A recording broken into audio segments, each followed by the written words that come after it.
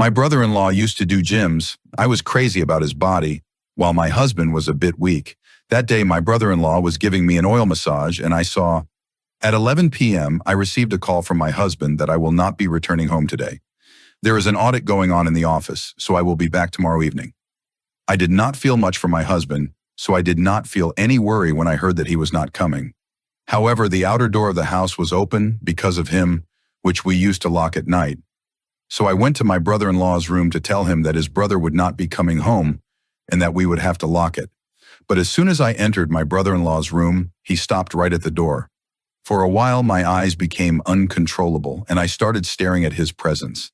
He was sitting wearing only shorts and had a bottle of oil in his hand. He was massaging his entire body with oil.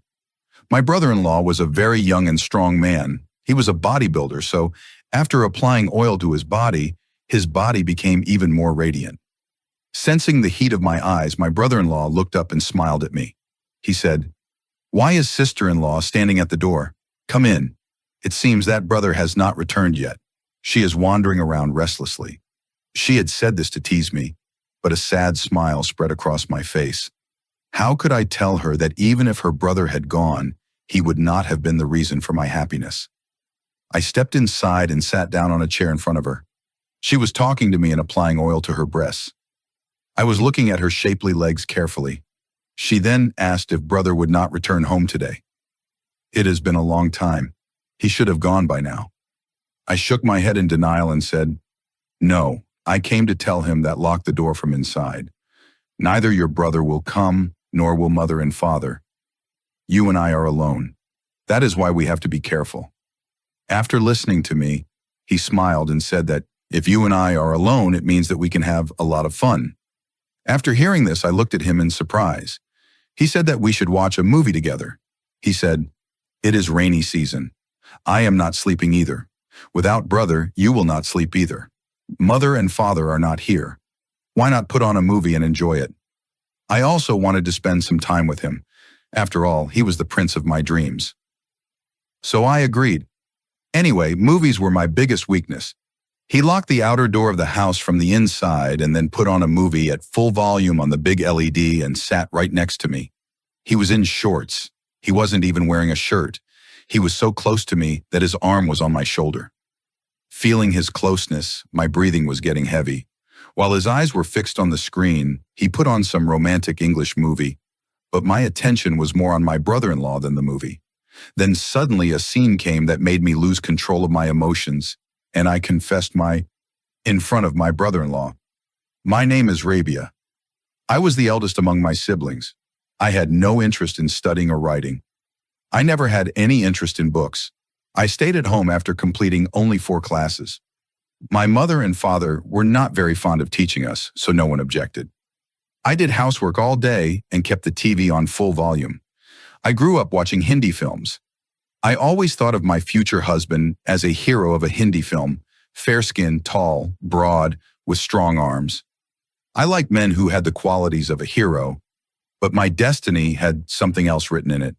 When my relationship was finalized and I was shown the picture, I remained completely silent because my future husband was completely opposite to my thoughts.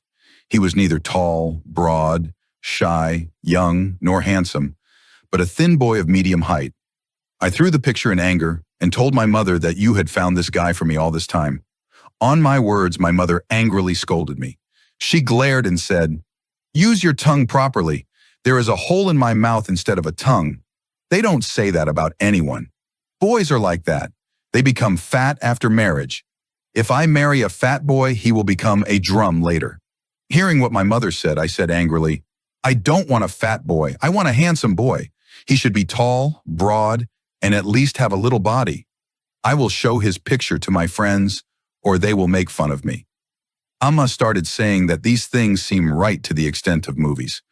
In real life, only a good and virtuous man is worthy of becoming a husband. What to do with such a nervous young man who cannot give you happiness? Then this boy has a very big house, his own car, parents, and a younger brother. The family is not very large. Money is also very good. You will not lack anything. Now you cannot get everything perfect. Look at your father. He is not worthy of me in appearance. Your father is also shorter than me. but he is good at heart. So I have also spent my whole life living on my desires. Every woman wants a handsome man, but you have to compromise on many things. Now look, I have also compromised. At least I have got a good life. Amma was advising me to live on my desires like you, which was not possible for me at all. I told Amma, you should refuse me outright. I do not want to marry this boy. It is not only necessary to have wealth and money, a person's appearance, and if I marry her, I will hide my face for the rest of my life. Her condition is such that she will not hold me, but I will hold her in my lap. Hearing my words, Amma picked up a pillow and hit me in the face and said, Haya, what kind of talk are you doing in front of your mother? I closed my eyes and said, I am telling the truth. Look at her condition.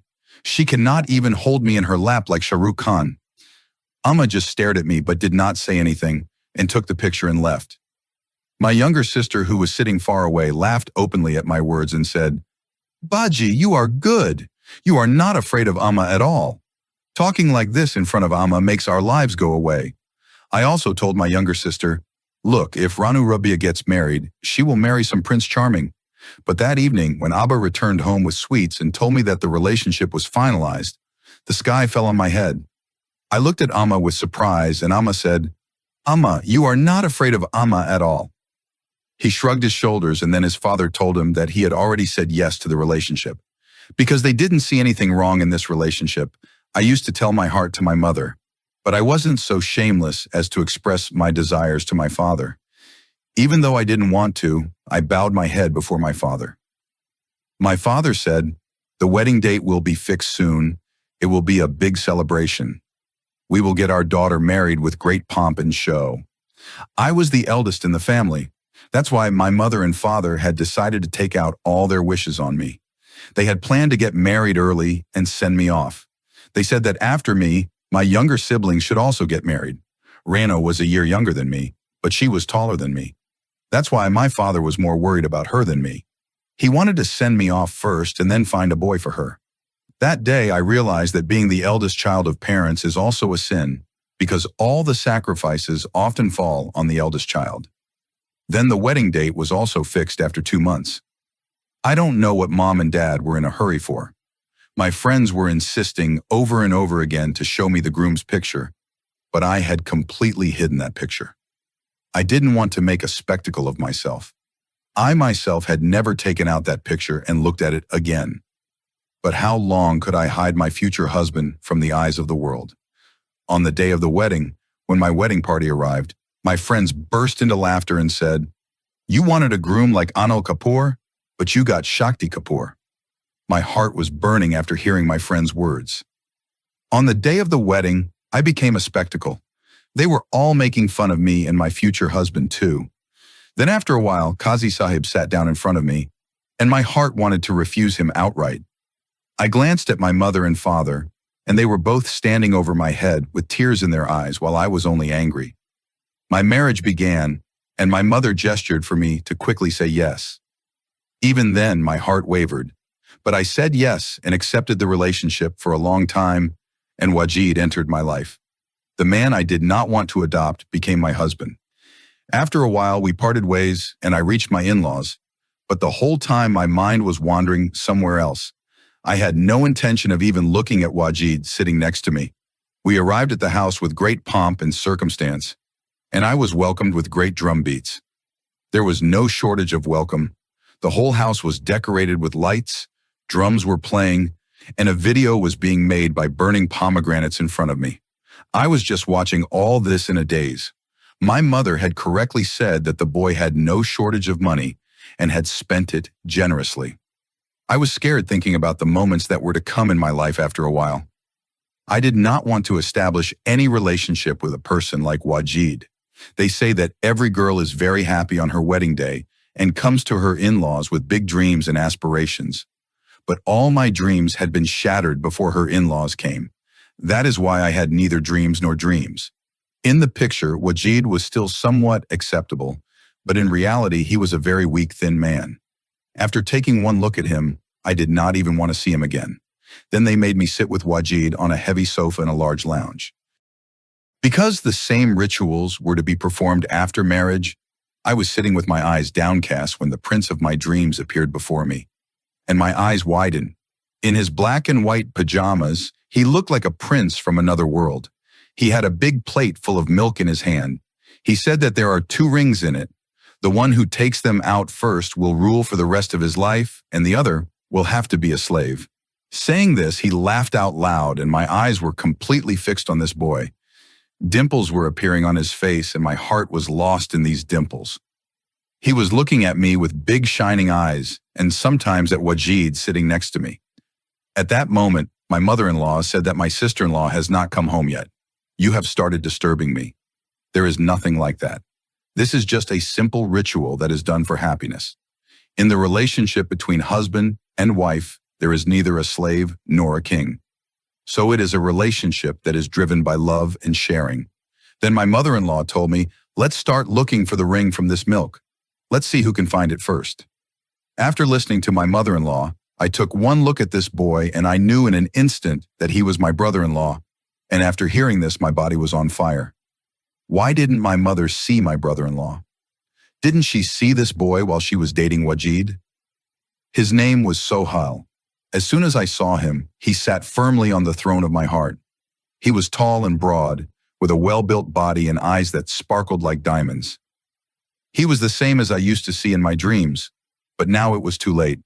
If I had seen him before marriage, I would never have accepted Wajid. Why should I have refused at the last moment? I would have refused, but now it was too late. I just completed this ritual heartlessly. The ring came to my hand first, my brother-in-law. Sohail started celebrating, saying that now brother will be under pressure from sister-in-law for the rest of his life. My mother-in-law scolded him and then took me to my room. After some time, when Wajid came, I made an excuse of being tired and asked for permission to sleep. I thought that he would be angry and upset, so I would also start a fight. But nothing like that happened. He put the gift of my face in my hand and said, I can understand how tired you must be due to the wedding festivities and these rituals. Take some rest tonight. Don't get sick. He himself had allowed me to sleep and left the room. The first thought that came to my mind about Wajid's behavior was that maybe he was impotent, since he had neither gotten angry nor forced himself. Otherwise, I had seen this in movies and dramas that even if a woman does not want it, on the wedding night, a man takes his dues from her by force. Then my friends also said that no matter what kind of husband he is, he will take his dues in full. But Wajid had left me and left. I took off my jewelry and threw it away, changed my clothes, and then sat down with my head held high. The only name that was running in my mind was Sohail. His image was flashing before my eyes. He was showing great anger in his black kurta. The sleeves of his kurta were completely tight on his shoulders and my heart was just stuck there. I did not understand how I would spend my time with Wajid.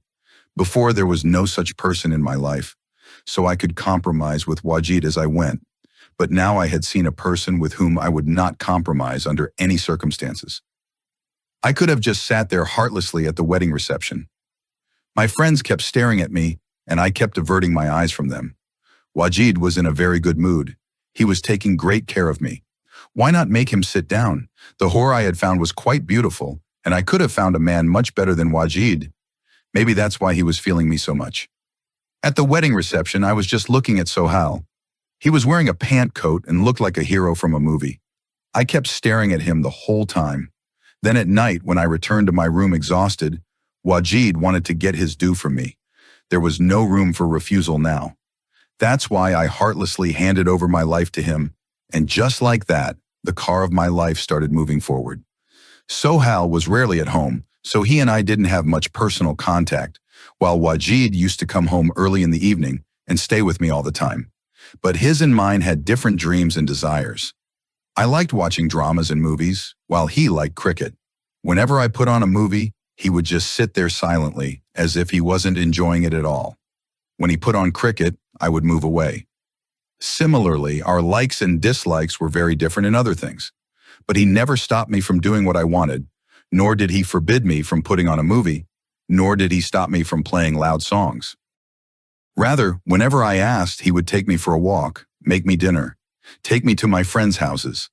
But despite this, there was a gap in my life, a lack, and I would feel this lack intensely when Sohail returned home and was in front of my eyes. Then Sohail's college vacations came, and he started staying at home all day. In the evenings, he would go to his gym where he did bodybuilding. The rest of the day, he would sit at home watching movies like me, and I would watch some movie with him while walking. He was as lively as me. Whenever he watched a movie that he enjoyed, he would also comment on it. Sometimes he would make fun of heroin, sometimes of reality. I would watch a movie with him. I also enjoyed it a lot, but my mother-in-law did not like watching movies like this at home and listening to songs loudly. I did all this only in my room. That's why she did not say anything, but she would scold her son regularly. If Sohail sat in front of the TV for too long, she would turn off the TV, and Sohail found a solution to this by coming into my room and watching TV. He would lie on my bed all day. When I went to the room, exhausted, I would sit leaning against the other headboard of the same bed, and a thought arose in my heart that I wish Sohail was my husband instead of Wajid. I just kept secretly looking at him and lamenting my longings. Day by day, Sohail was becoming more and more nervous than before. And then one night when my husband called and told me that he would not return home from the office that night, coincidentally, my mother-in-law was also not at home that day. They had both gone to their sister's house in another city. Only Sohail and I were at home. That is why my husband had especially insisted on closing the doors and windows properly, and I had asked Sohail to lock the door of the house. But when the thief is inside the house, then all the locks are useless. Here too, the thief was in my heart, in my eyes, in my emotions. I was stealing the rights of my own husband. After locking the house, when Sohail sat with me in my bedroom to watch a movie, we were both sitting on the sofa together. He was watching TV while my eyes were fixed on him. Then suddenly a scene came in the movie that as soon as my eyes fell on the screen, I lost control of myself. It was a romantic scene from an English movie, after watching which it became difficult for me to control my emotions. I suddenly held my brother-in-law's hand with my hands. He started looking at me in surprise at my move. Then for the first time, I openly expressed my feelings in front of him. I told Sohail that there is a lot of distance between me and his brother. Wajid loves me, but I am not able to reciprocate his love with love. After listening to me, he started saying that your brother is very good.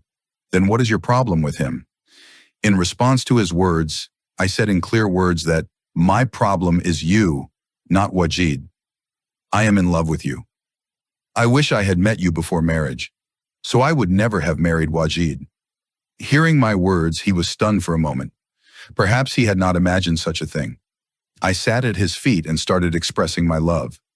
I told him openly that if I did not meet him, I might not be able to spend the rest of my life with Wajid because every moment with Wajid is very heavy on me. He stood up at once and said, "Sister-in-law, I think you are not feeling well. You need rest." He started to leave the room, so I grabbed his naked waist. I held him in my arms and confessed my love and started wishing to have him. Hearing my bold words, he immediately became angry. He held my hand and pushed me. I fell on the bed. He came close to me and growled and said, "You are my brother's honor. Whatever happened in this room today, I am ready to forget it. But you will not do anything like this after today. My brother loves you very much, and I want you both to live a good life, leaving me alone." My brother-in-law had left the room and I was starting to cry. I thought that at this hour of the night, he would lose control of himself in a weak moment. He would forget every relationship in front of my beauty. But for him, his brother and the honor of this house were everything. After a while, I heard the sound of the outer door opening. When I went out, I saw that Sohail had left the house and I was left alone in the house. Every moment of the night was heavy on me. I was afraid, thinking about what would happen next. What would Sohail say to his brother if he told him how I had acted with his brother behind his back? What would I answer? A strange anxiety had come over me. I was awake all night in my room, shedding tears and praising my luck. At the same time, I was also angry with Sohail, who had completely rejected my love. Then in the morning, when the doorbell rang, I thought it must be Sohail. I ran and opened the door, but when I saw my husband in front of me, my heart sank. He said, I got a call from Sohail that he had to go to a friend's house. He had some urgent work to do, so I came back home. I will rest for a while and then return to the office. Then I was also worried about you. I was also angry with Sohail. Why did he leave you alone? Wajid was worried about me as he entered the house. I did not say anything. I followed him silently and reached the room. Wajid saw my sad face and hugged me. He said, "Forgive me. I should not have stayed in the office all night. I had no idea that Sohail would be so careless that he would leave you and go out with his friends. Then he would take me to bed with him, but he sat down, kissed my hand, and said that in a few days I will be promoted, and then the burden of work will also reduce because I will get another assistant from the company." He was happily telling me the story of his successes while I was gripped by the fear of the night. He had worked all night, so he was exhausted and asked for a cup of tea and went to bed. I made tea and returned to the room. By then, he was fast asleep. Then around 11 o'clock, he woke up and left for the office, saying he would come back soon. But Sohail had not returned, nor did I know anything about him. When he returned at night, my in-laws had also arrived. Then after hearing the news he told my in-laws, the ground fell from under my feet. He said, "I had applied for a visa to go abroad. My visa has been issued. My education will continue there. I will also get a job. I intend to settle down there." Sohail glanced at me briefly and went to his room. After a while, I followed him to his room. He sternly said, "I have forgotten what happened. You too, forget it. I am leaving here forever so that you can be my brother's friend." Sohail did not talk to me after that, and a week later he packed his things and went abroad. A month after he left, I found out that I was pregnant. This news completely shook me. While everyone else in the house was very happy, Wajid had made me the darling of his hands. He took great care of me and loved me very much. I felt very small in front of his parents. Now Sohail was not in my life either. That is why I trusted Wajid with everything. After a while, I realized that my parents had made the right decision in my favor. Wajid was not physically handsome, but he had given me a very good life. He was a kind-hearted person, and I needed such a companion to live life.